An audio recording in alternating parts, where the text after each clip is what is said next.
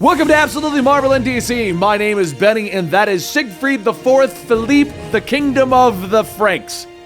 Like hot dogs? Like I make hot dogs? You're the hot dog guy. That's fine.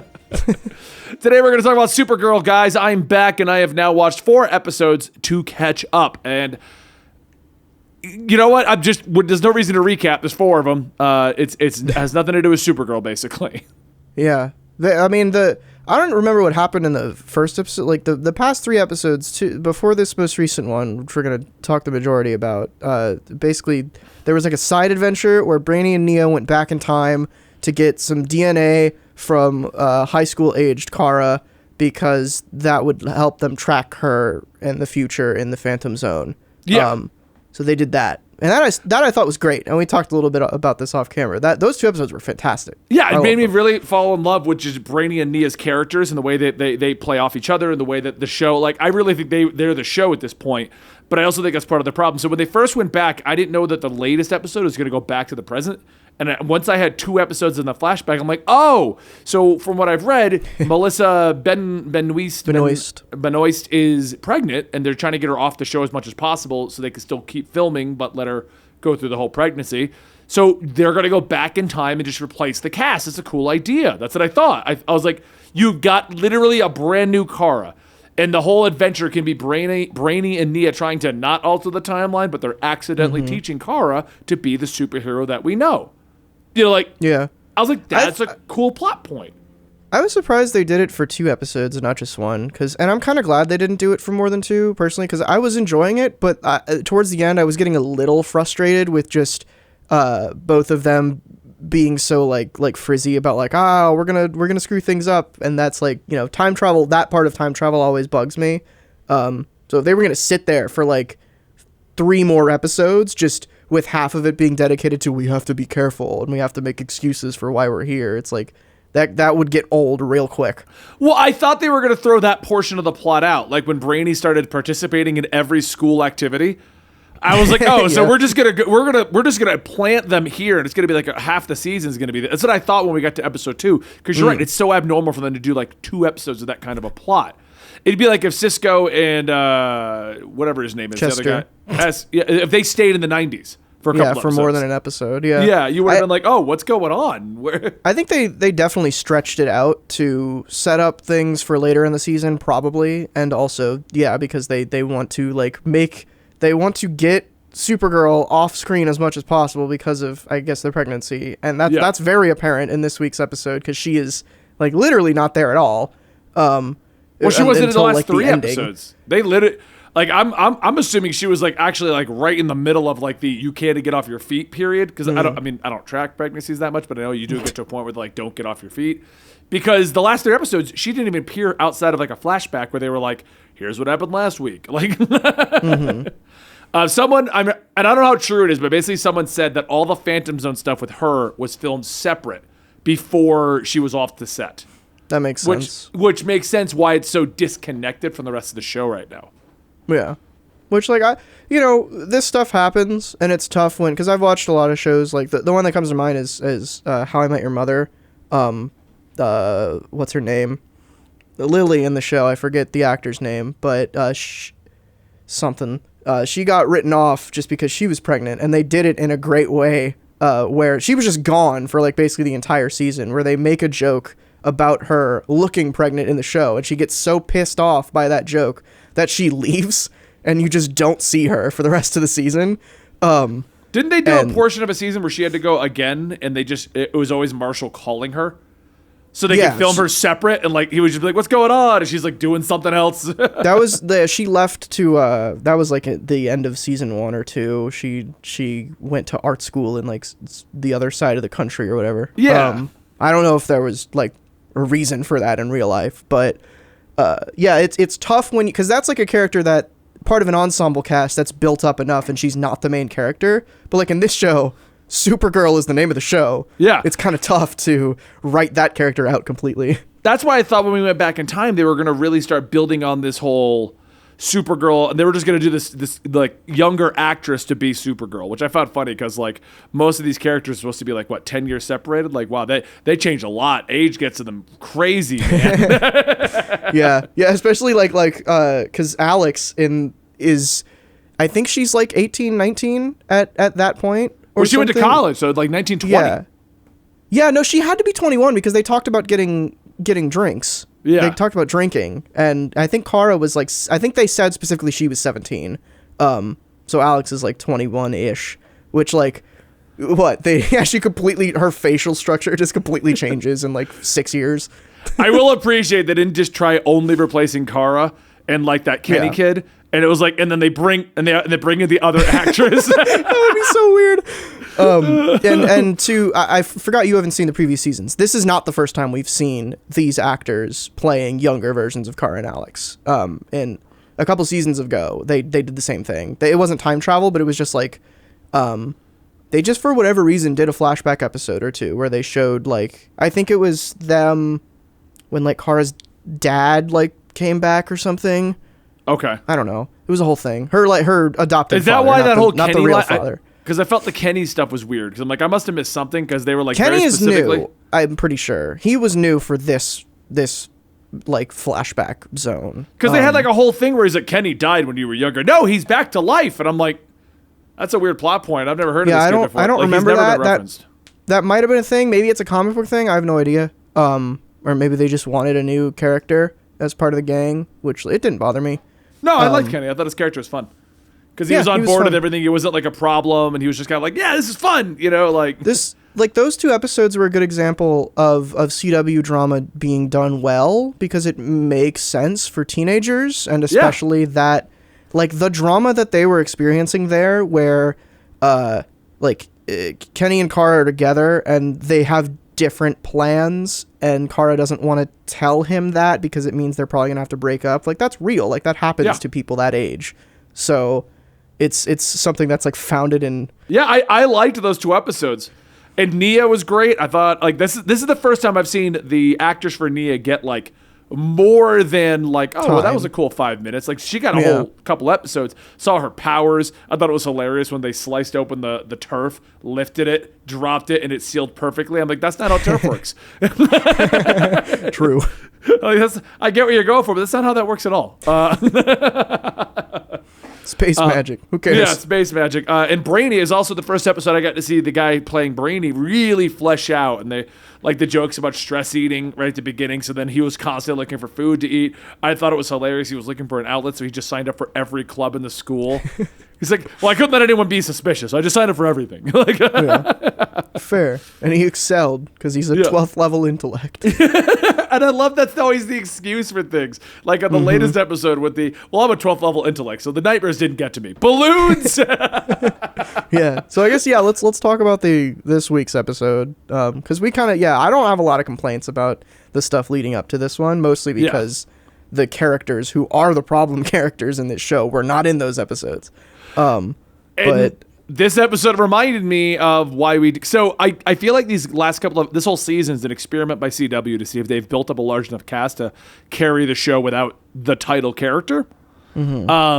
And this one so the sister Alex I didn't like at all. And also her makeup looked really weird to me for some reason in this episode. It just was like she transformed into her costume and I'm like, this doesn't work. Like, what are you doing? It's normal. It looked the same to me that it always has. Maybe it's just because I haven't seen it for so many seasons. For a while, yeah. Well, she just got it at the end of the last season. So it's pretty new to me as well. I didn't notice anything wrong with it. But like, so this last episode was just jumping through everyone's nightmares?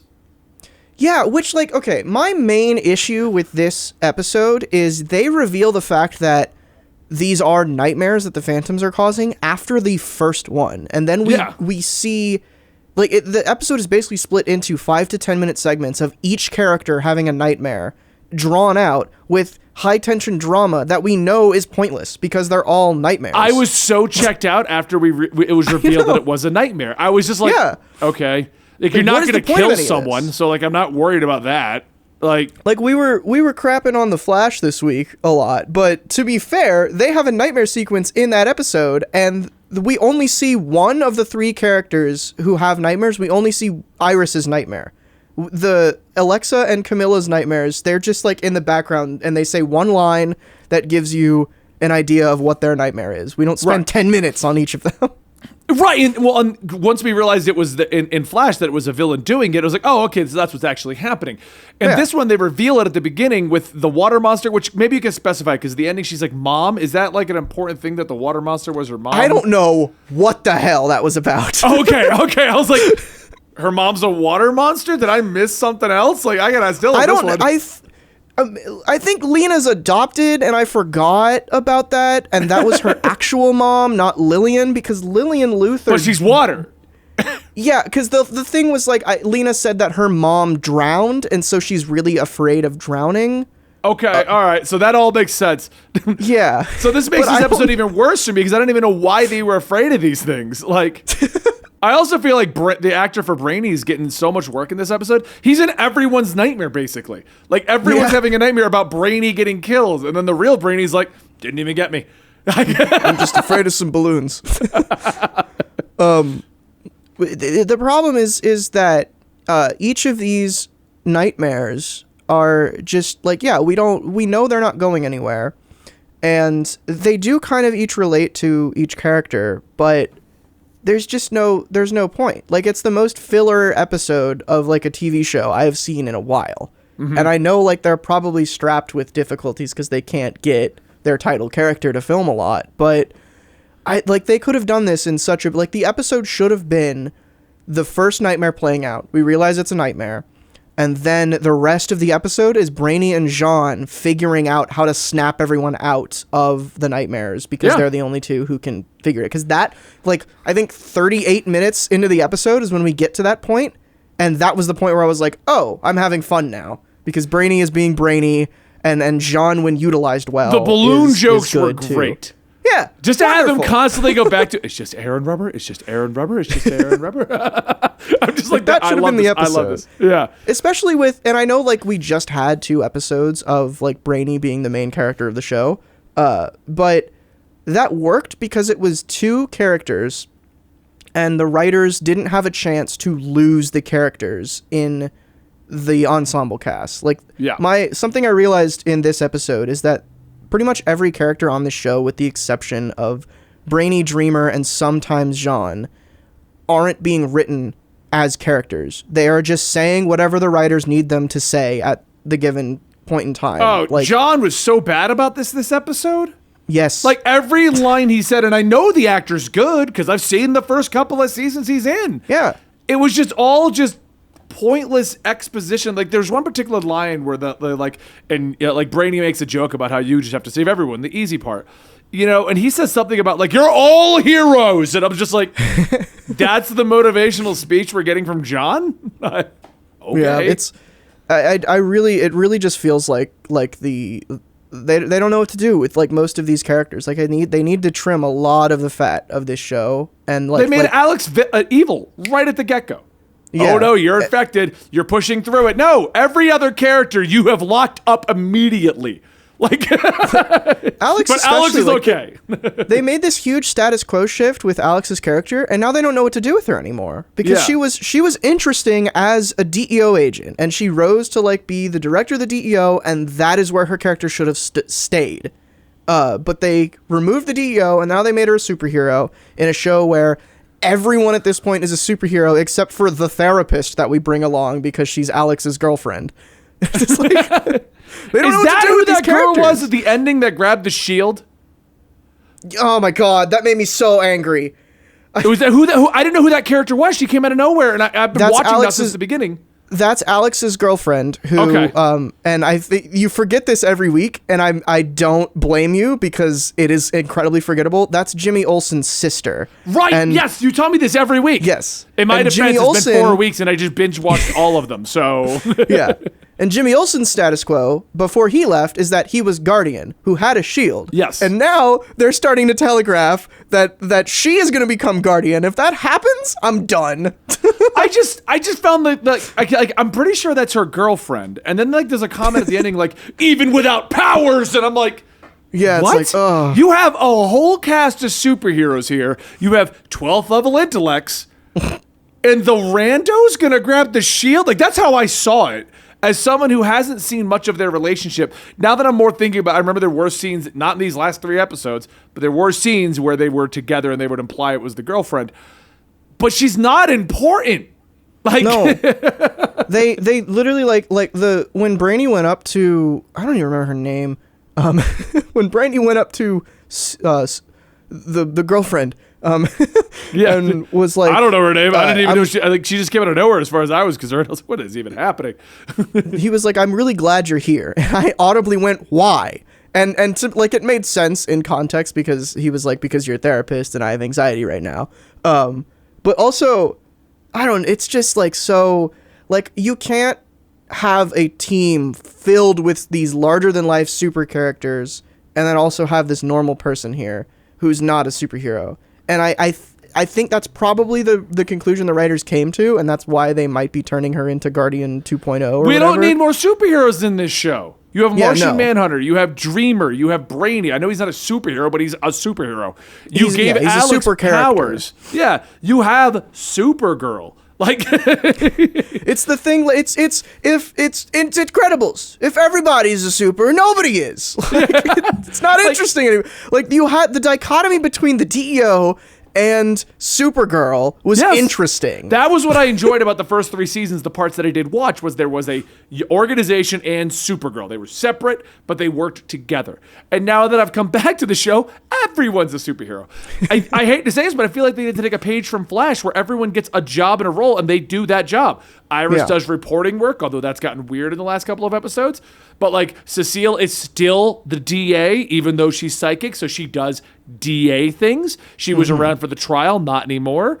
You know what I mean? Like, that's the kind of thing we need. We need characters to have a goal outside of like, all right, why is it Supergirl? Why isn't it Supergirl and her amazing friends at this point? Everyone has a power. Yeah, they need to trim the cast down, and like Flash has been doing recently, where you have your core cast and then you bring in your side characters when they're needed, and you give them their moment. Like that's why I think those 2 episodes with Brainy and Dreamer worked so well, because they had time to focus on 2 characters and really make them feel like those 2 characters. Yeah. But when you throw everything at the wall in this episode, nobody feels like themselves. It just becomes a muddled mess. I liked the Brainy and Nia episodes because I felt like for someone who just came into the show, I finally got to know who the Brainy character is and Nia character is, and actually got like attached to the 2. You know what? These characters are fun. They've got powers. They're having a great time, but they're stuck in this. You know what I mean? Like, those 2 episodes were the first time watching this season that I felt like, okay, I'm watching a fun CW show that hasn't been bloated with a cast. Right. Yeah. And the only other things that I've really enjoyed about Supergirl since coming back have been Supergirl segments, because it's her father, and Nixelpidalik or whatever. Nixie. They're calling her Nixie, I think, isn't it? Yes. Okay. So, like, and I've liked those because they're focused, and I liked those episodes with Brainy and Nia because it was focused. That's all the show needs. We don't need 80 characters. We don't need every character to have superpowers. We don't need any. We just need to have focused episodes on plots. And I felt like it was almost like the time travel ones and this episode were written by totally different teams. I don't know if they were, but it just felt like one team was checking the box. Okay, so Brady's got his sequence here. Okay, their girlfriend's got her appearance here. Like, that's what it felt like to me. It felt like one team was checking the box. Give Dreamer action. Give her emotional moment. You know what I mean? Like, they were just going down the list. On the other 2 were just like, so we're just gonna time travel and Kara's gonna learn a lesson. Let's do that. It'll be fun. You know what I mean? Like, and that was it. It was weird. I think the writers they don't know how to handle this many characters. And it's. You know, they need to fix that, and I think they need to realize their strengths, and just like stick to that. And hopefully, once Supergirl comes back, they will they'll have their beacon again, and they'll be like, okay, we know what to do now, because put it around her, like put Supergirl back in the forefront, and she'll take up more space then. Because I think what they're realizing now is that these characters, when they stand alone and they have to be at the center of attention, not all of them can fill that spotlight. Like Brainy and Dreamer can, and Jean can if they handle him right, but Alex definitely can't. She never could. That's why she's been a side character. I looked up the girlfriend's name, Kelly. She for sure can't, because they have not given her any development whatsoever. Well, it's like the CW shows in general forget that you can just have a side character who's not important. Yeah. They're literally there to propel another character's plot. You know, and like, just let Kelly be the girlfriend. She doesn't have to be around. She shows up and brings Alex lunch. It's whatever. Let her be like you can establish, oh, she's the psychiatrist, and you can work her into plots that way. But that should be how she's worked into plots. She shouldn't be a member hanging out with the DEO next to the Phantom. Like, well, the more scenes like if you ground it, like, you know, talking about a therapist and superhero stuff, Falcon and Winter Soldier comes to mind. Like, if you put Kelly and Brainiac in a room together and give them a scene where Kelly is like, it's okay, I'll help you through whatever you're dealing with. Yeah. Like, that will make me like that character. Not her hopping along on a space adventure and maybe turning into a superhero, because we don't know. That's what we do on this show now, is we just turn everybody into a superhero. Yeah, well, you know, I don't like to keep referencing Flash just because we're talking about Supergirl, but I feel like, once again, Cecile, they did a great job with that. Cecile doesn't tag along for the time travel adventures unless there's a reason for her to be with Barry. I can think of like 2 episodes she was with Barry. For the most part, she is doing DA things and being used by Joe to use her psychic powers. Like, she has her own plots, her own things, her own stuff going on, and it feels great when Cecile shows up in Flash. It never feels forced or like, oh, well, we got to give her a role. You know, like, it feels like she's meant to be there. But so far, watching all of these episodes of Supergirl, every episode, I feel like someone was forced into this episode. Yeah. You know, it reminds me when I'm making our D&D games. I'm running 3 different D&D campaigns right now, one for the show, one for private use, and then I'm crafting up another one. And it feels to me like sometimes I'm writing it up, I'm like, you know, it'd be cool if this happened, and I just throw it in there and it makes no sense at all. And now my players D&D. And it works for D&D because we all have fun and laugh about it. Right. Not on a TV show. I think I honestly, with this episode, I had that thought, and you never want someone to have that thought. No. Is like, this feels like a D&D campaign. Like, that's not like, the D&D campaigns are not written well. That's the point. Like, it's just to have stupid fun. Right. A D&D campaign should have a solid bones of a plot, and everything else makes no sense at all. You just let your players fill it in. And obviously, it's not going to make sense at the end of the day. There's not going to be any poetic justice in that. But, like, that's not what you want your television show to feel like. Right. So, all right. Well, this has been our discussion of the last batch of Supergirl episodes. My name's Benny. That is Siegfried the Fourth. He's going to get superpowers in between the episodes, and next week he'll have a hoodie on, that's true, eye makeup, and magical abilities. I don't even know what Alex's powers are, but you got those now. I explained them, but again, they're completely forgettable, and she never uses them in interesting ways. So I know Dreamers now because there was an episode that pretty much went over her abilities again. Yep. And I know what Brainy's capable of. As a new viewer, I know what these characters are capable of now because there's 2 episodes focused on them using them. Like, right. That's the moral of the story. Take your time, Supergirl. And I like Nia and Brainy. Like, I think last thought. I think that the reason they're doing this right now is because they don't want anyone to be like, well, now it's just the Brainy show. Yeah. They want you to remember. I'd be fine with. But I would too. Just make it the Brainy and Dreamer show until Melissa Benoist can come back to film full time. It's the Dreamer and Brainy show. Drainy is what I called her. Drainy. That's their ship name. Is that the ship name? It's the Drainy show until she's back, and we'll just do that. That's fine. That's fine with me. All right. Thank you guys so much. We'll see you next time right here.